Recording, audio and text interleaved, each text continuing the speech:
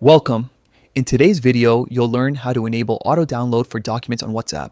This setting makes it easier to access shared files automatically without manually tapping each one.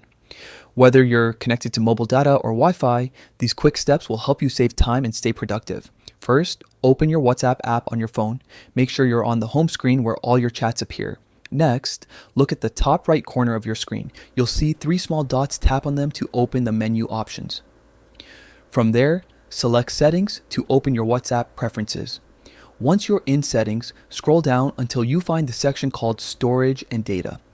This is where WhatsApp manages what types of media files are automatically downloaded to your device. Go ahead and tap on it to continue.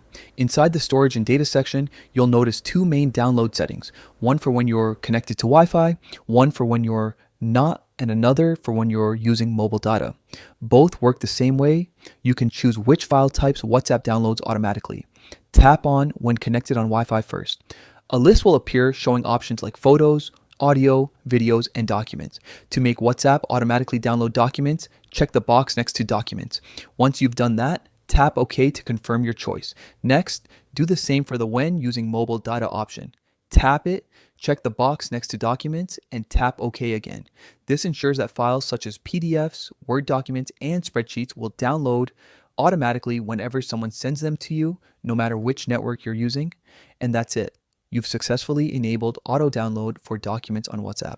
This small change can make sharing and receiving files much more convenient, especially if you often exchange important documents through chats.